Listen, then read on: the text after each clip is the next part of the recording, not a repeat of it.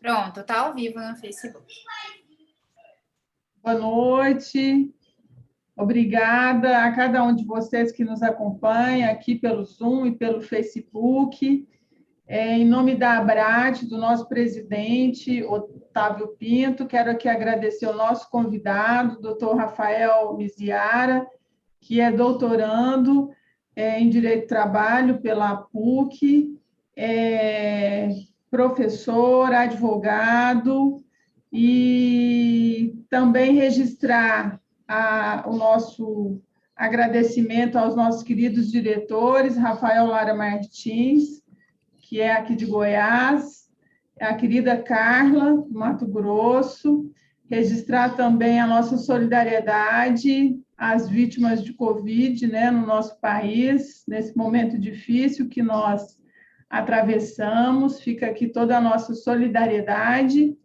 E como hoje é dia 7 de abril, doutor Rafael, também quero fazer aqui um registro e homenagem aos nossos jornalistas brasileiros, que têm cumprido um papel importante, não é, nesse momento tão difícil da nossa quadra. Então, cumprimentando aqui todos os jornalistas, as jornalistas brasileiras, em nome da nossa querida presidente da FENAGE, Zequinha, receba o abraço afetuoso de todos os integrantes da ABRAT. E conosco, doutor Rafael, né, professor, já tive a oportunidade, inclusive, doutor Rafael, de vê-lo em outras lives. O nosso agradecimento por essa participação e seja bem-vindo. Muito obrigado, doutora Arlete. Quero agradecer inicialmente de te ter aqui como companheira nessa live, nesse evento. É uma honra muito grande para mim. Quero parabenizar a ABRAT pelos sucessivos eventos online que tem feito, trazendo e disseminando conhecimento à advocacia trabalhista, com temas sempre atuais e relevantes. Cumprimento todos os associados e todos os advogados trabalhistas, na pessoa do nosso querido presidente, professor Otávio Pinto e Silva, e me permita, Arlete, só uma pequeníssima correção, porque aí eu não posso deixar passar em branco. Se fosse em outra circunstância, eu deixaria, mas o meu orientador lá no doutorado é o professor Otávio Pinto e Silva, e o doutorado é pela USP. Aí eu acho que você falou Nossa. tudo. Aí eu preciso corrigir, senão depois ele me exclui lá do doutorado, viu? Mas agradeço a todos e parabenizo também pela escolha do tema, né? Eu acho que depois da reforma trabalhista, a gente não parou de ter novidades legislativas, né? Parece que o start foi em 2017 e depois tudo se intensificou, e agora com a pandemia, e esse ano nós tivemos duas normas que geraram impactos muito fortes no direito do trabalho, que foi a reforma da Lei Alimentar, que tivemos há pouco tempo, né? E ainda os efeitos estão sendo maturados, tá?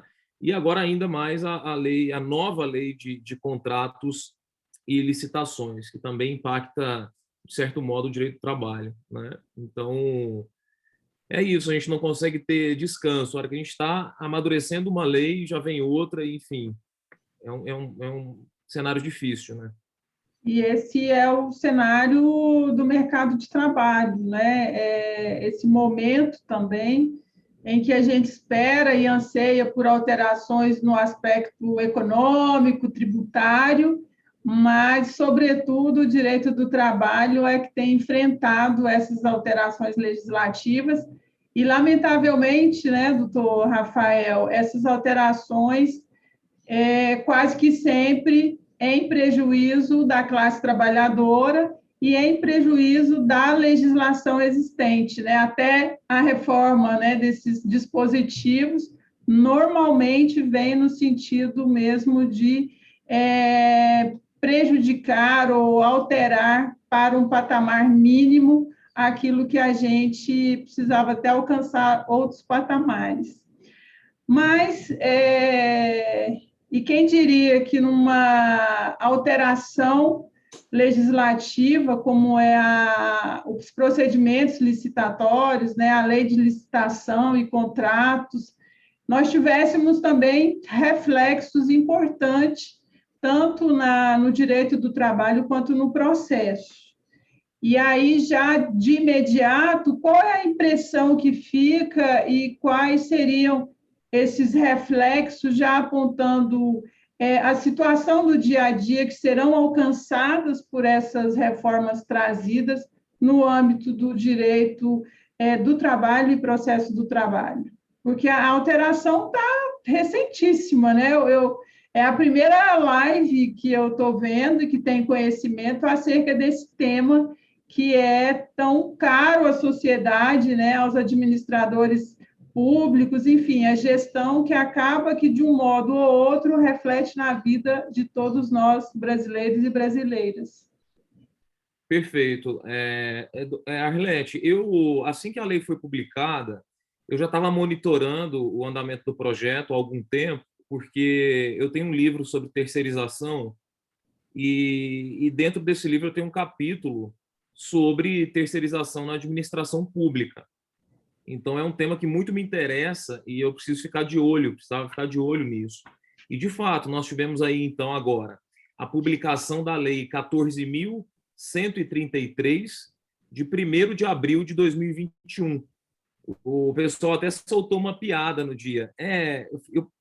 Soltaram a piada, é dia da mentira, não tem lei, é mentira. E eu fiquei, assim, desesperado, porque eu já tinha escrito o artigo, mas não é possível, eu vi no Diário Oficial, saiu, e a Carol, minha esposa, não sei quem falou que era por causa do dia da mentira. Aí eu entrei no site do Planalto e realmente estava lá, né, essa alteração que há muito tempo já vinha sendo gestada no Congresso Nacional, e, de fato, a lei de licitações, que era a Lei 8666 de 91, quer dizer, já ia inteirar aí quase 30 anos, né? E precisava mesmo de uma reforma, né, de uma nova lei de licitações e contratos.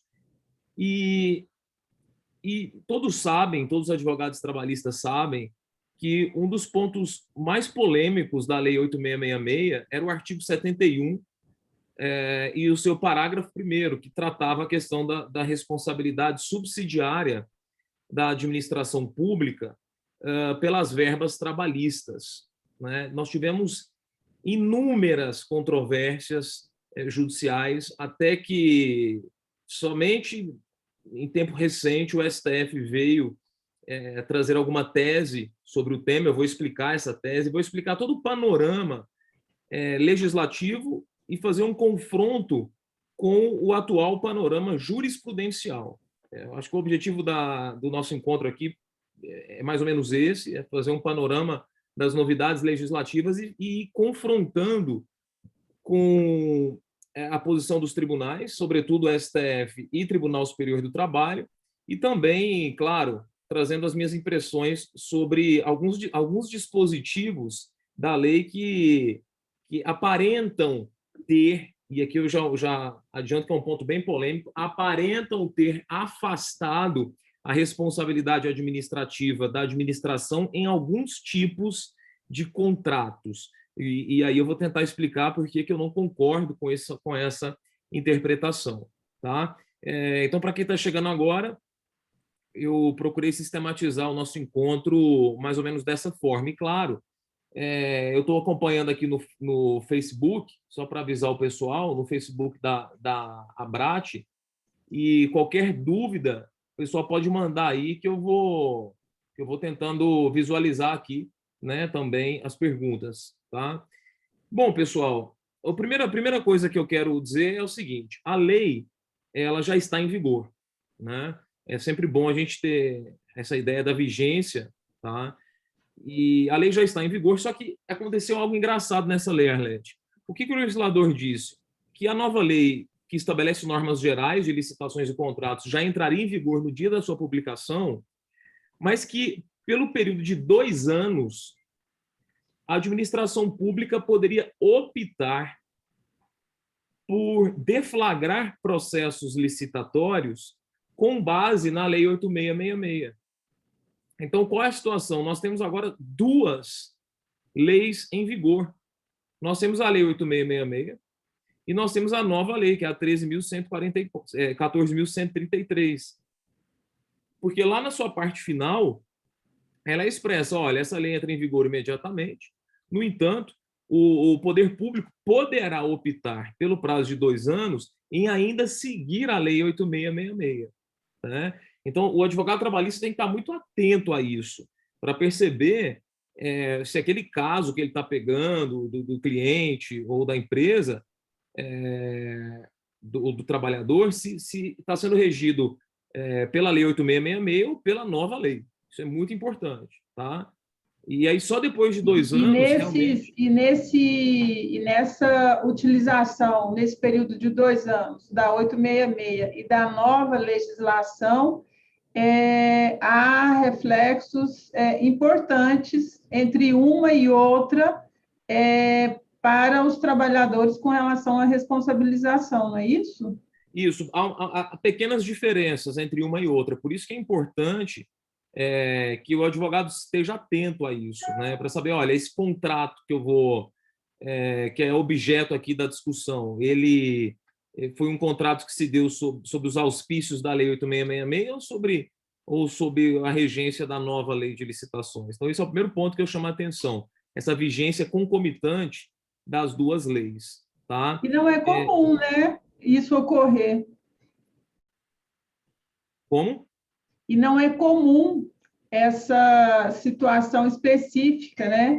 O legislador, entendo, poderia ter, ao menos, colocado essa vigência para aqueles procedimentos que já tivessem tido início, para não gerar nenhuma dúvida. Pois é. Agora, querer agradar todo mundo, pode aqui, provavelmente vai gerar situações que fatalmente chegarão no judiciário para poderem serem dirimidas. Seria mais fácil estabelecer um período de vacácio lege de 1 ano, 2 anos, né? Mas, enfim, tá aí, a situação é essa. Agora, tem um ponto, Arlete, que eu queria chamar a atenção, que é a seguinte: isso aqui é uma novidade que vai impactar severamente no campo processual. É uma alteração no CPC que a lei trouxe.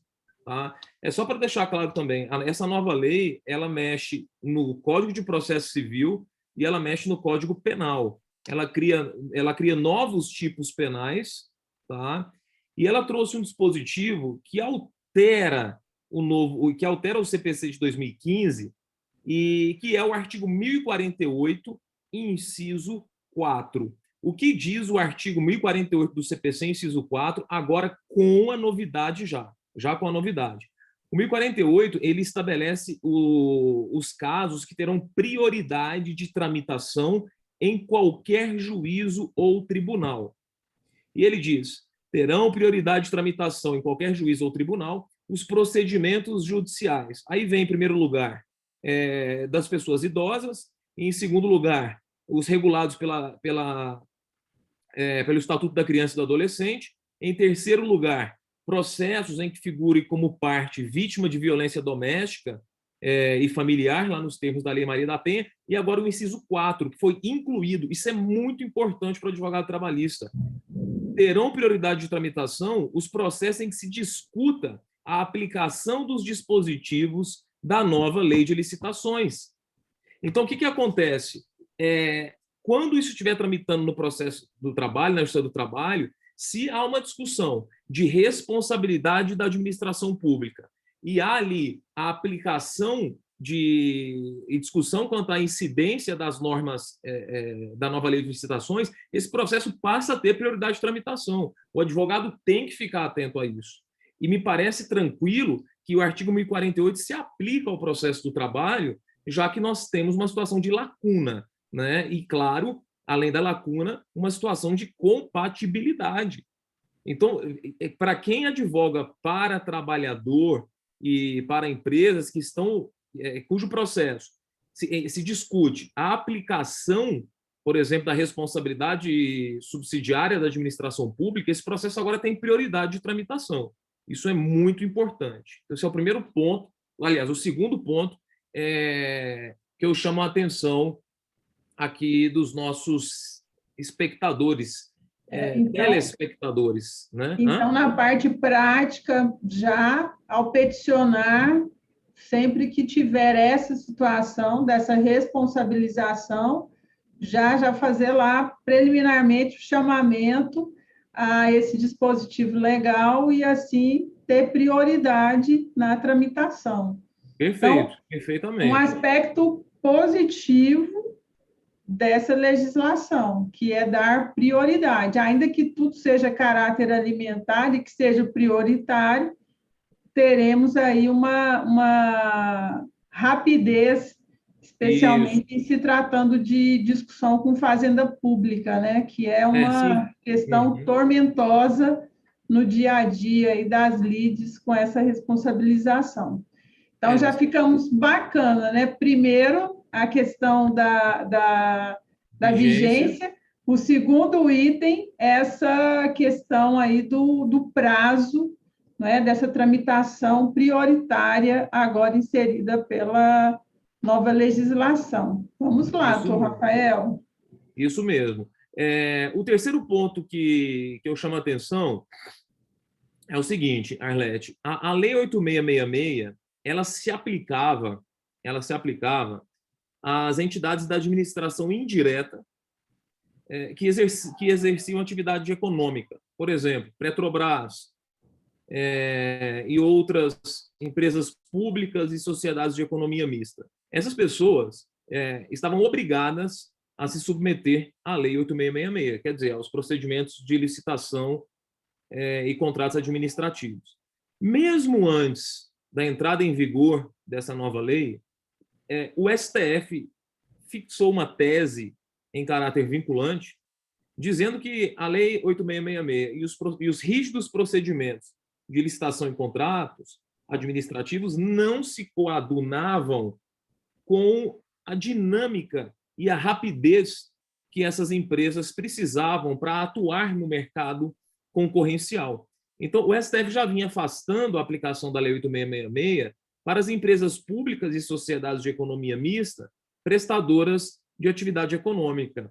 E agora essa nova lei, a 14.133, vem e chancela legislativamente essa posição do STF. Tá? Então, é preciso deixar claro que a Petrobras, a Banco do Brasil, Caixa Econômica, essas empresas da administração indireta que atuam concorrencialmente não se submetem à Lei 14.133. Isso está expresso aí no artigo 1º da lei. Tá? Bom, e quando eu li esse dispositivo, logo me veio à mente, bom, então, já que a lei de licitações não se aplica a essas pessoas, elas podem responder subsidiariamente, independente de dolo ou culpa, assim como respondem as demais empresas privadas. Acontece que nós temos, e aí não podemos esquecer, nós temos uma lei própria para essas pessoas, né? Nós temos uma lei própria, que é a Lei 13.303 de 2016, que trata do estatuto destas empresas da administração indireta que atuam no mercado concorrencial. E lá no artigo 77 desta lei, que é uma lei de 2016, diz o seguinte, que a inadimplência do contratado quanto aos encargos trabalhistas, fiscais e comerciais não transfere à empresa pública ou à sociedade de economia mista a responsabilidade por seu pagamento. Então, quer dizer, embora a elas não se aplique a lei de licitações, nós temos um dispositivo, uma regra própria, que é uma lei de 2016, repito, trazendo a mesma consequência para essas empresas públicas e sociedades de economia mista.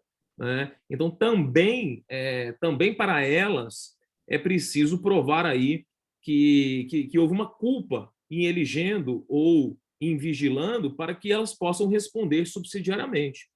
Agora, é um pouco até...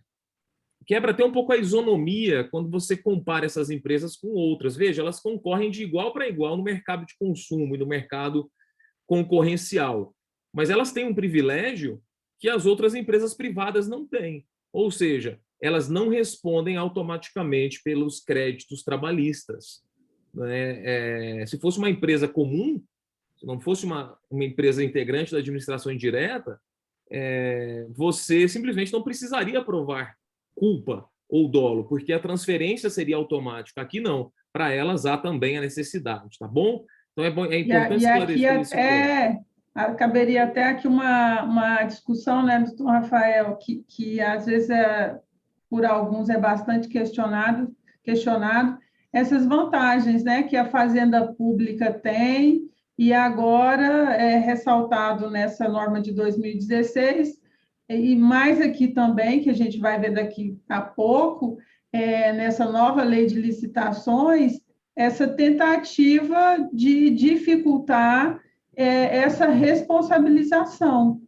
Uma vez que, para o privado, comprovamos ali a prestação e a condição dele de tomador de serviço, a gente tem muito mais facilidade com relação a impingir a ele uma responsabilização do que a esses entes. E acaba que aquela vantagem, em tese, que essa nova lei estaria trazendo às empresas de economia mista, né, as empresas públicas, já aí matou o ponto.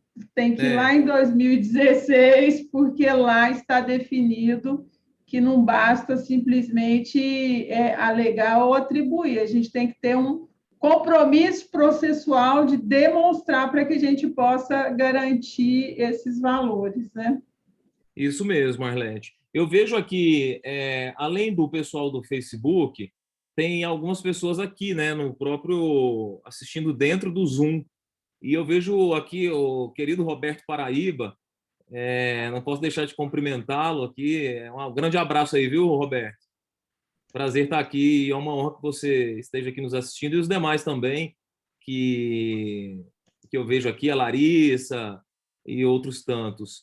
Bom, Roberto, nosso querido ex-presidente, né, a doutora Larissa, vocês vão me perdoando, porque a minha tela aqui está só eu e o doutor Rafael, e abrir para os lados, sou míope, é meio complicado. Então, nós vamos ficar aqui para dar tudo certo. A Larissa agora é até uma honra ela estar aqui, que ela só fala com europeus agora, mas, enfim. Bom, um outro ponto aqui, doutora Arlete, é o ponto mais polêmico agora, né? Que é a questão do ônus da prova. A questão do ônus da prova. Vamos lá. O que diz... Eu vou fazer uma breve... A primeira coisa, vou fazer uma pergunta com relação ao ônus da prova.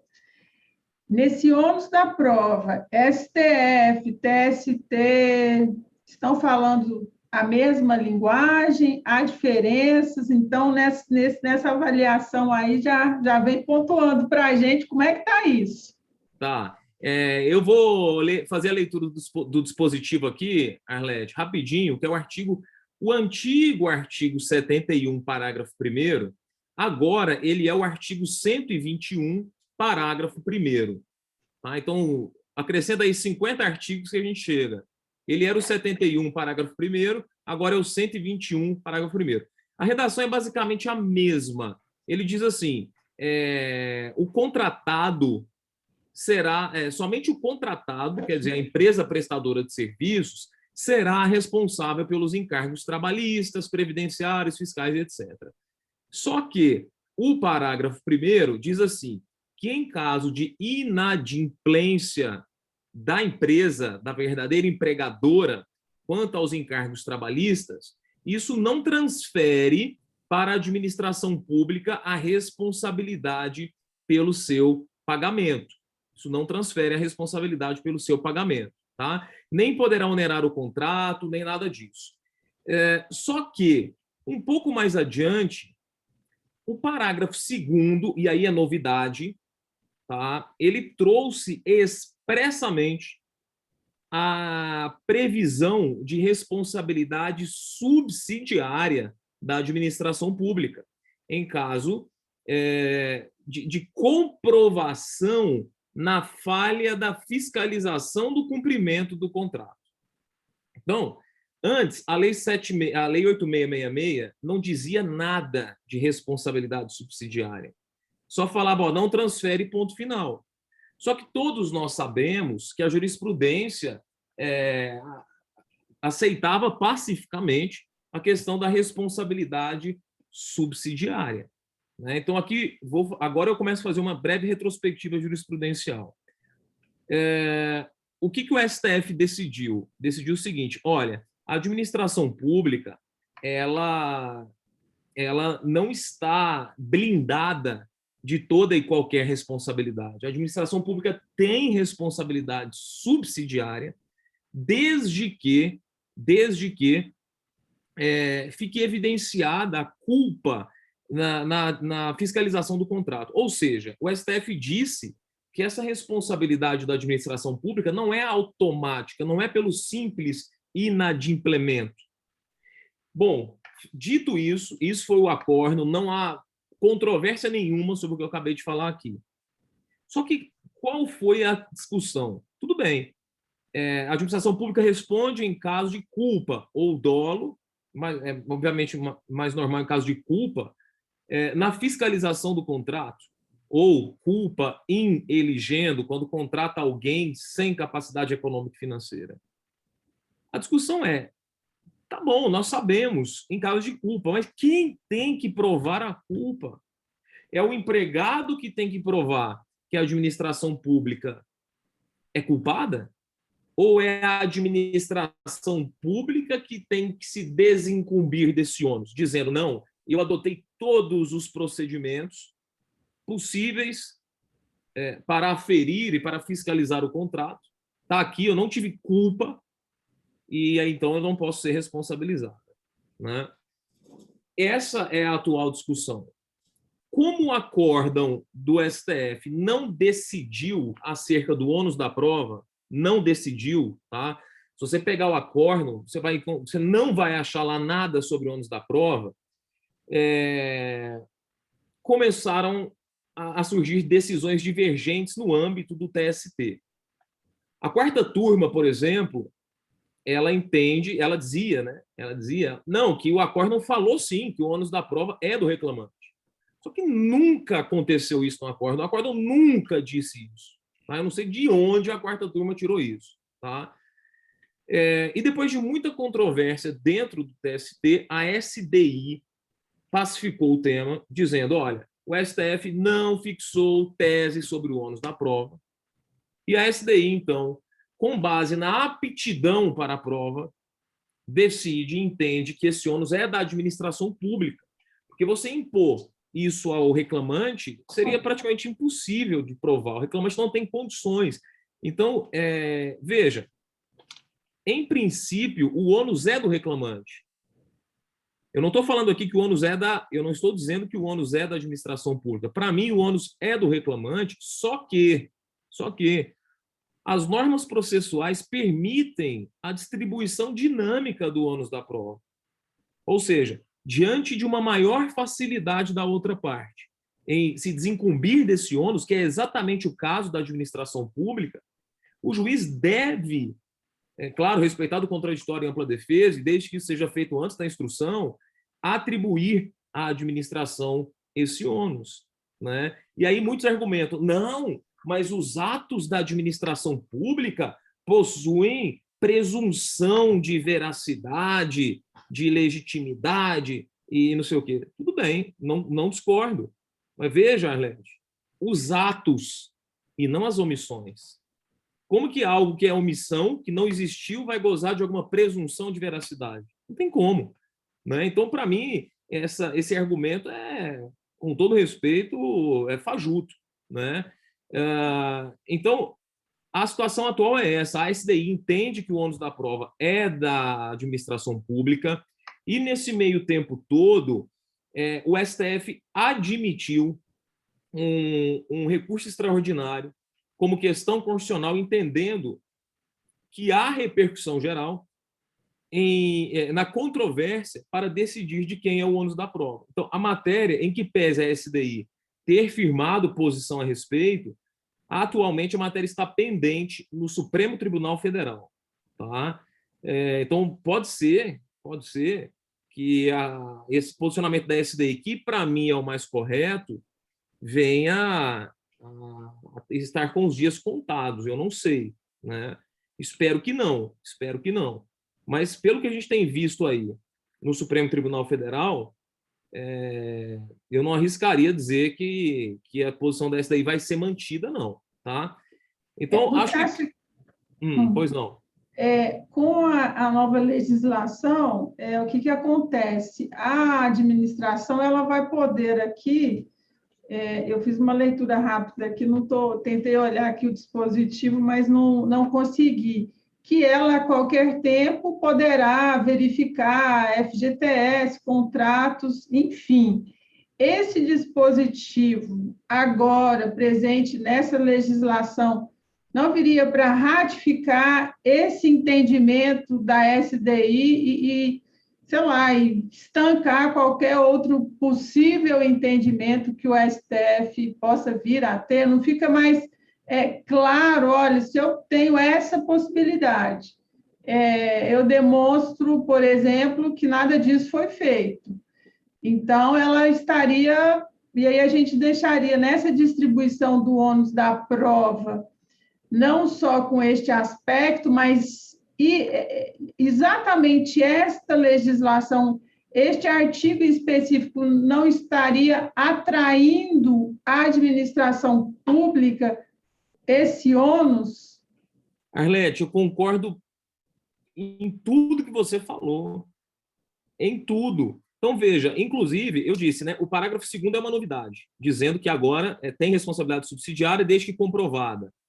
E o parágrafo 3º, ele vem também com uma novidade, trazendo critérios que a administração pública deve observar para a fiscalização do contrato, né? Então, o parágrafo 3º do 121, ele traz ali cinco tipos de obrigações que a administração pública tem para bem demonstrar que fiscalizou o contrato. Então, o que eu entendi aqui quando eu li esse parágrafo 3º? Que o legislador elegeu critérios a partir dos quais, se demonstrados pela administração, são suficientes para afastar a sua culpa na fiscalização do contrato. E aí nós temos uma série de critérios, como, por exemplo, exigir caução, fiança bancária ou contratação de seguro-garantia para cobertura de verbas rescisórias inadimplidas, né? Condicionar o pagamento à comprovação da quitação das obrigações trabalhistas. Não, aí tem mais coisa aqui, peraí, deixa eu pegar aqui. É o artigo 50, desculpe. Registro de ponto, recibo de pagamento, comprovante do FGTS, recibo de férias. Então, quer dizer, se a administração pública vem e demonstra que exigiu toda essa documentação, ela se exime da culpa, né? Ela se exime da culpa. Olha, e foi bom, eu não estava lembrando do artigo, e na hora que eu li me chamou a atenção, porque olha onde o legislador foi.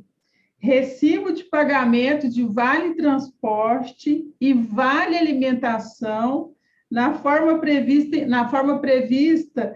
em norma coletiva. Ou seja, aqui ele está dizendo claramente, olha, você pode tomar o serviço, não tem problema, mas o seu dever de fiscalizar, ele precisa ser efetivo.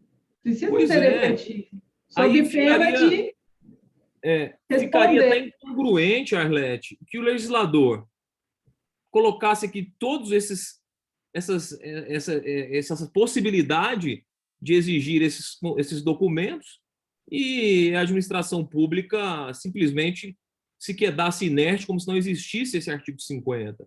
Então, o artigo 50, sabe o que ele vem dizer? Ao fim e ao cabo, ou trocando em miúdos, que quem tem a melhor aptidão é a administração. Ela que tem condição de coletar esses documentos, né? Aí exigir que o empregado faça isso é uma prova diabólica, né? É uma prova quase impossível. Impossível. Então, o Tiago está colocando aqui, a inadimplência não seria prova cabal da ineficiência da fiscalização? Né? Então, há alguns julgados nesse sentido. Se teve inadimplência, é porque a fiscalização foi ineficiente, tá? Aí eu já entendo que nem sempre, né? Nem sempre, porque se bem que, assim, se ele exigir todos esses documentos, dificilmente terá uma inadimplência, né? Mas pode ser que ocorra uma inadimplência, ela é de um mês. De um mês, por exemplo. Veja o que acontece. Imagine que a minha empresa tenha feito um contrato com a administração pública, certo? Fiz um contrato com a administração pública de 1 ano. Aí, prestei serviço em janeiro. Quando eu for receber, aí eu recebo de janeiro. Só que quando eu vou receber o do próximo mês, a administração pública já vai exigir os documentos do mês anterior.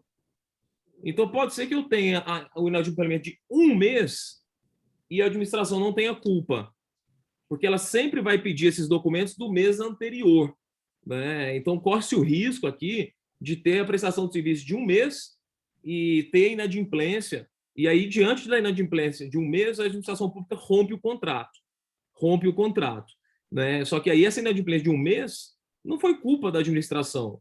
Então, eu não posso, me parece que eu não posso atrelar automaticamente que a inadimplência já significa prova cabal da ineficiência da fiscalização. Eu não concordo com essa conclusão, tá? Agora, se for uma inadimplência de 3, 4, 5 meses, aí, com certeza, viu, Thiago? Com certeza, concordo com a sua afirmação ou pergunta, tá? Mas e aí, Arlete, a gente acaba lembrando aqui também do artigo 121, parágrafo 3º, que diz, prevê que nas contratações, tá,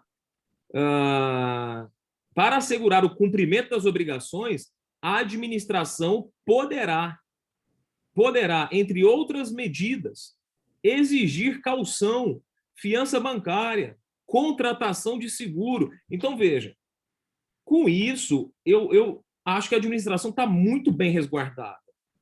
Então, olha, por mais que a empresa fique sem pagar, aí ela deixou de pagar 1, 2 meses, a administração rompe o contrato.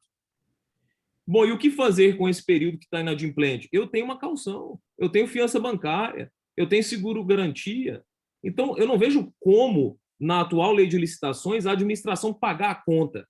Quer dizer, tirar dos cofres públicos. Ela só vai tirar do cofre público se aí é um total desleixo mesmo com o contrato. Porque a nova lei de licitações, ela trouxe tantos e tantos instrumentos para evitar com que a administração pública tenha algum tipo de dano, que realmente, aí eu acho que o administrador público deveria até ser responsabilizado pessoalmente, né? Porque conhecendo assim um pouco os limites da administração pública, todas essas figuras trazidas aqui, apontadas, a fiança, o seguro,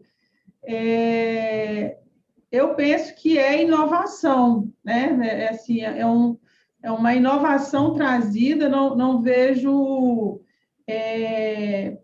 assim, de pronto, as empresas tomadoras com essa capacidade, né? E aí a gente pode ter, inclusive, uma mudança com relação a essas empresas que estão comumente trabalhando aí, fazendo esses contratos com a administração pública. Porque, via de regra, são empresas que não são detentoras de um capital social relevante, mas que conseguem praticamente gerir a empresa, claro, salvo exceções e empresas já consolidadas. Mas o que a gente verifica, a grosso modo, são empresas pequenas, com capital social basicamente que vai ser o percentual ganho nessa gestão, e que não teria condição, por exemplo, de prestar essas garantias, né? Então, pode acontecer de que essas pequenas empresas deixam de fazer essas contratações e abrem espaço, então, para grandes empresas que possam oferecer essas garantias, né? Que é uma garantia também para o trabalhador, porque não adianta, e às vezes eu até brinco com alguns reclamantes, olha, você tem que saber para quem que você está trabalhando, porque se você está ofertando o seu capital, que é a sua força de trabalho, para alguém que possivelmente corre o risco de não lhe pagar esse valor, o bem que você tem é a mão de obra, né? Então, poderá surgir esse novo mercado, né? Por assim dizer, para essas estruturas. Se a Perfeito, Arlete. administração pública exigir, né, fizer esse cumprimento aqui para evitar o risco. O Tiago coloca um ponto muito interessante que é uma coisa que a administração pode fazer. Olha, antes de fazer o primeiro pagamento, eu já quero prova da quitação das verbas do mês anterior, né? Porque, assim, o salário, né, tem aquela característica de pós-numeração, ou seja, você trabalha para depois receber. Eu acho que isso geraria um fluxo estranho aí na folha de pagamento. Mas se internamente, em termos de recursos humanos, de gestão de folha, der certo, pode ser que a administração pública exija que a empresa contratante, desculpa, a empresa prestadora de serviços, ela pague antecipadamente para evitar algum tipo de calote. Mas eu acho que não dá para obrigar isso também. A lei não exige esse tipo. Seria uma cautela a mais para a administração. Mas, assim... Até do ponto de vista de gestão, a administração não conseguiria, porque a regra geral, por exemplo, dos próprios servidores efetivos, por vezes, antecipar a contagem de ponto para que consigam fazer a folha dentro daquele mês, por exemplo, marca, sei lá, dia 15, dia 20, para no dia 30 conseguir fazer a folha e aí eventuais ajustes fica para o mês seguinte. Então, essa dinâmica, né, só se começar a criar estrutura e com a responsabilização, eu penso que terão que ser abertos novos caminhos para que a estrutura administrativa possa efetivamente se resguardar dentro desse contrato, nessa nova modalidade, né? Perfeito. O Thiago puxou minha orelha aqui e falou que não foi nada disso que eu falei, que ele perguntou, eu entendi errado. Mas, enfim, o Otávio disse aqui nos comentários do Facebook também, mais, por exemplo, aqui a lei prevê que a administração pode efetuar diretamente o pagamento para os trabalhadores. E por que ela pode efetuar diretamente o pagamento? Porque ela tem mecanismos para assegurar eventual inadimplência da empresa. Como eu disse, o seguro, né, a fiança e tudo mais. Tá? Então, e outra coisa, Arlete, quando você interpreta a lei de forma sistemática, você acaba concluindo o óbvio, que a administração pública ela não tem a faculdade de fiscalizar o contrato, ela tem o dever, inclusive a lei de licitações, ela determina, Arlete, que a administração indique alguém responsável para fiscalizar o contrato. Ora, eu vou indicar alguém para quê? Se fosse uma mera faculdade? Para ele ficar a ver navios? Claro que não. Então, se existe alguém para fiscalizar o contrato, é óbvio que a fiscalização se trata de um dever. É um dever, é uma conduta positiva. Né? E a administração pública, regida que é pelo princípio da legalidade, ela deve fazer o que a lei manda. Né? Então, me parece assim, o STF vai ter que não sei qual expressão que eu vou usar, vai ter que espernear muito para afastar esse ônus aqui da administração pública. Vai ter que espernear muito, vai ter que fazer um esforço hermenêutico daqueles, hein? Vamos ver. Agora... eu tenho uma saída super prática para eles. Com a mudança da legislação, perdeu-se o objeto. Pois é. Agora, tem um ponto que me parece bem preocupante, Arlete, e eu sei que a gente está chegando ao fim aqui, nós temos 16 minutos. Quando o artigo 121 ele vai falar da responsabilidade subsidiária, quando o artigo 121 ele fala da responsabilidade subsidiária, ele fala assim: que exclusivamente,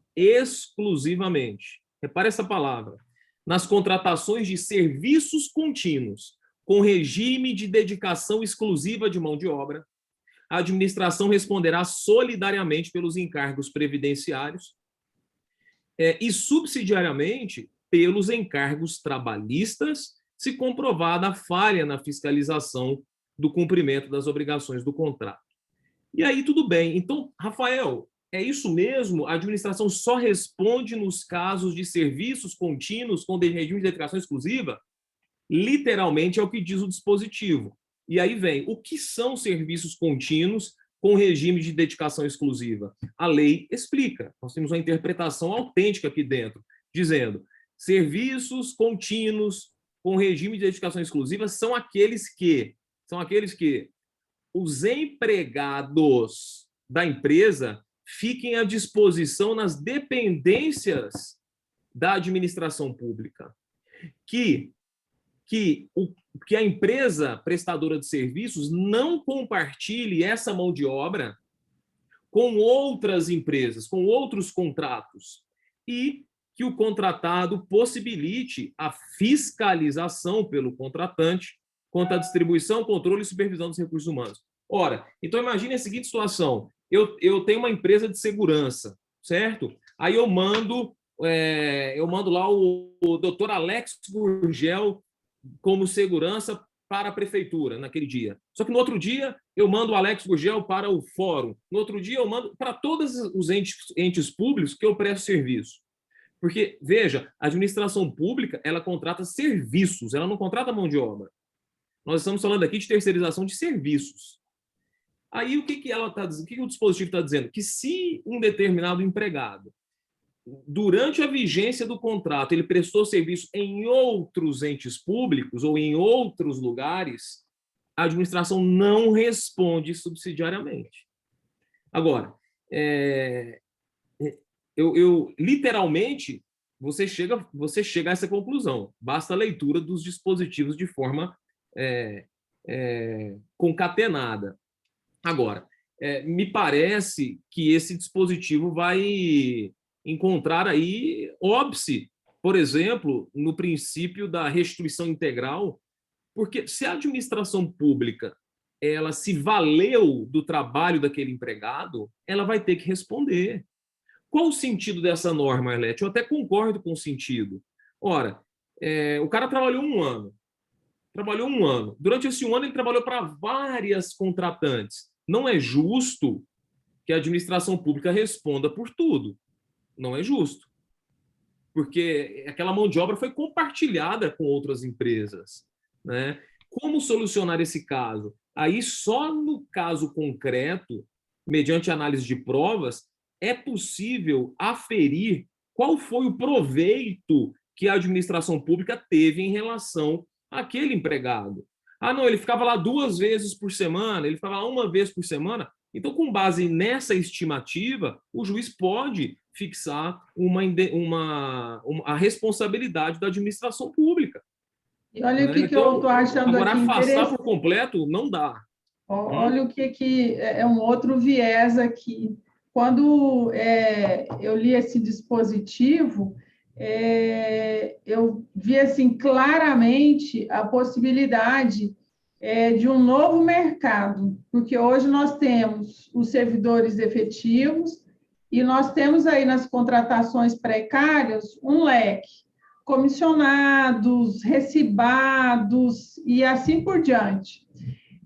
Ao fazer essa leitura, o que eu depreendi é que, possivelmente, esses contratos comissionados de forma precária, quando ele garante a previdência, que é o que há hoje, né? Os entes públicos garantem a previdência, mas não há garantia, não estou falando de temporário, é aquele comissionado puro mesmo, aquele contrato administrativo, acaba que ele abre um espaço agora para que as empresas possam ter essas pessoas também. Por quê? Porque elas estão ali no âmbito da administração, e o comum que nós vimos, pelo menos por essa região nossa aqui é limpeza e vigilância. As demais atividades raramente têm essa terceirização ou essa contratação nesta modalidade, né?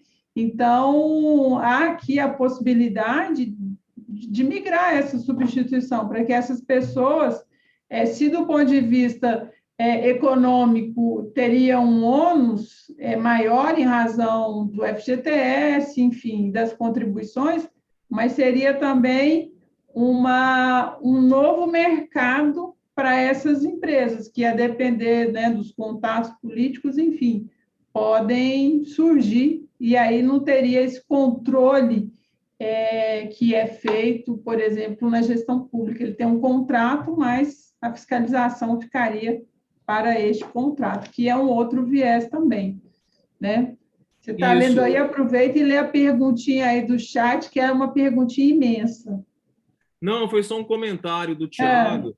Ele diz, tá. A impressão que eu fico é a de que, ao dizer que culpa deve ser comprovada, me parece que a intenção foi imputar o ônus ao trabalhador. Isso não excluiria a possibilidade de substituição dinâmica. É exatamente o que eu penso, Tiago. Eu penso isso também, é o que eu disse. O ônus é do trabalhador. Só que, como a administração pública tem muito mais aptidão para a prova, o que foi reforçado, como muito bem disse a Arlete, pelo artigo 50, que traz ali a administração pública, você deve exigir esse documento, o juiz vai, no caso concreto, respeitado o contraditório e a ampla defesa, fazer essa distribuição dinâmica, né, com base no princípio da aptidão. Assino embaixo aí o doutor Tiago Alves. Ele disse muito bem aqui nos comentários. Concordo absolutamente. Tá? Então, Arlete, o grande problema, me parece, não vai ser nem essa questão do ônus da prova, vai ser fichinha perto desse novo dispositivo que nós temos. O que fazer, como vai ficar a responsabilidade da administração pública quando se tratar de serviços que não são em regime de dedicação exclusiva de mão de obra.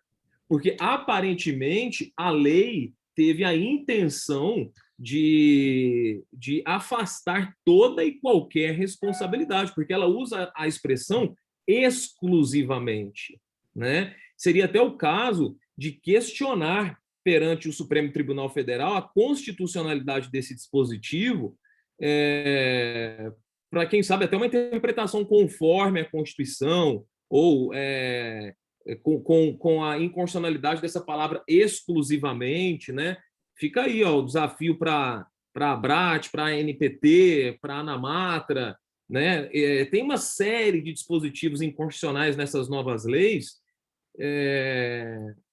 que fazem tábula rasa aí alguns princípios constitucionais do direito do trabalho que afrontam, né? Mas o STF já disse que a livre iniciativa prevalece sobre a isonomia, que a liberdade econômica prevalece sobre a isonomia, quando, por exemplo, decidiu que não há direito à isonomia salarial entre empregados terceirizados e empregados efetivos. Então, porque isso atenta contra a liberdade econômica. Então, o STF deu um recado muito, muito sério para a sociedade. Olha, na atual composição da Corte, a liberdade econômica está num patamar superior do que o da isonomia, né? A propósito, recomendo a todos uma leitura recente que eu fiz de um artigo muito bom no Migalhas, do desembargador Rafael Pugliese, que faz uma crítica severa a essa decisão do STF.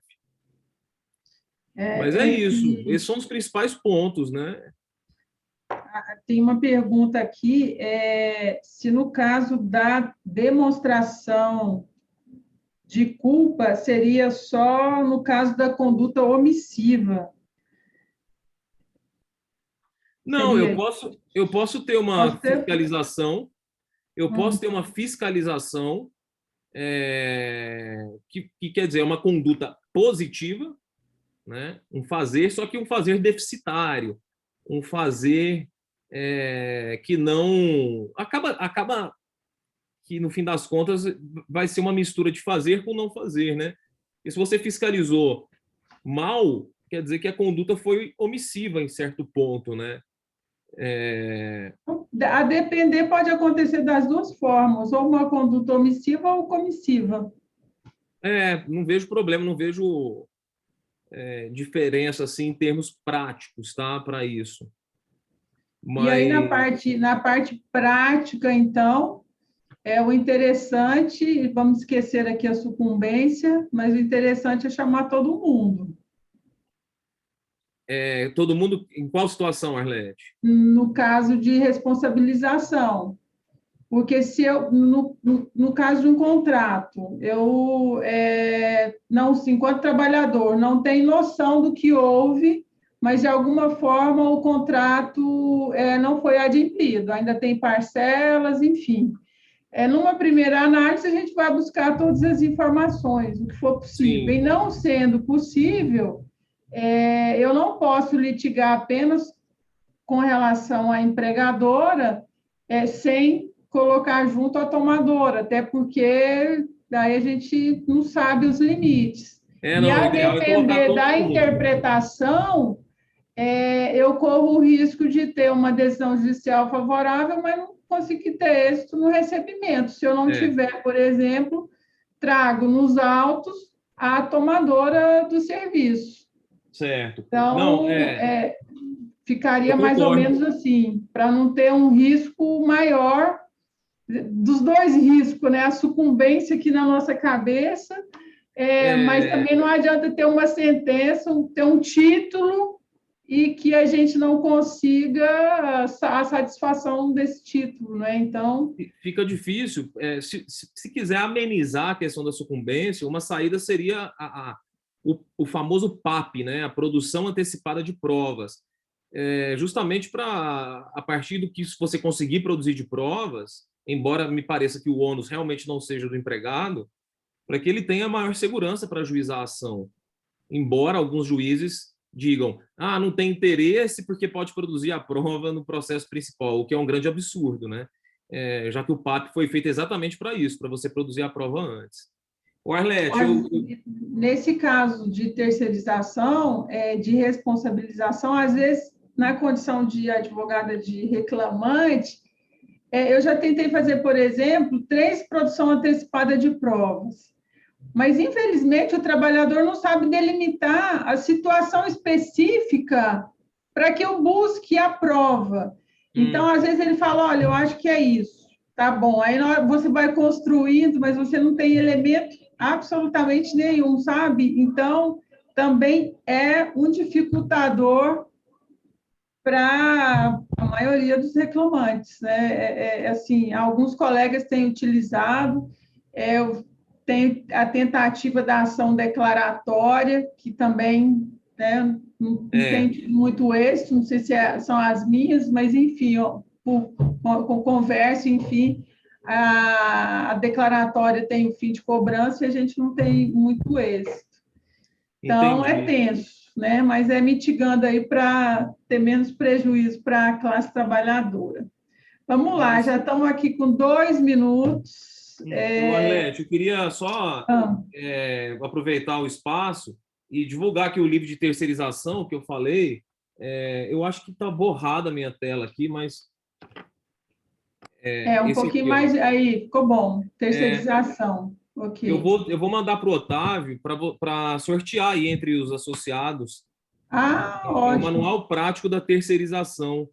E a gente trata... Eu escrevi com o Yuri Pinheiro, que é juiz do trabalho lá em Belo Horizonte, e eu vou mandar para vocês aí para sortearem entre os colegas. Qual que é a editora? Juspodium. Ok. Editora Juspodium, né? Nós agradecemos pelo presente, pela obra, e vamos fazer esse sorteio.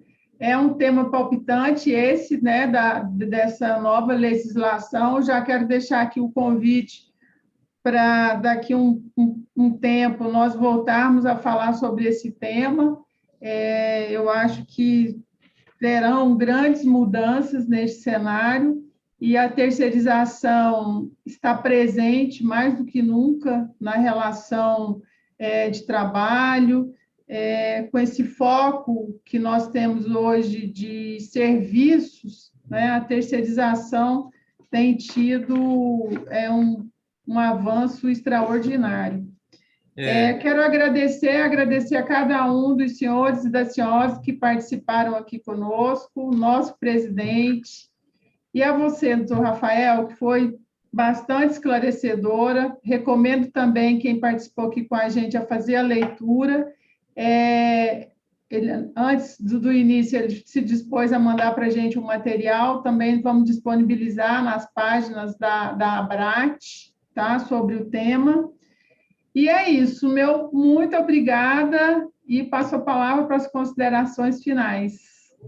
Ô, Arlete, obrigado você, viu, pela simpatia e pela recepção. Eu vou, então, disponibilizar o artigo, a versão final aqui para o Otávio, e vocês podem fazer uso aí irrestrito. São primeiros comentários, né? As primeiras impressões que eu tive. E, claro, tem muita coisa que ainda será explorada. Quando você escreve o assunto pela primeira vez, você corre o risco de cometer algumas omissões, né?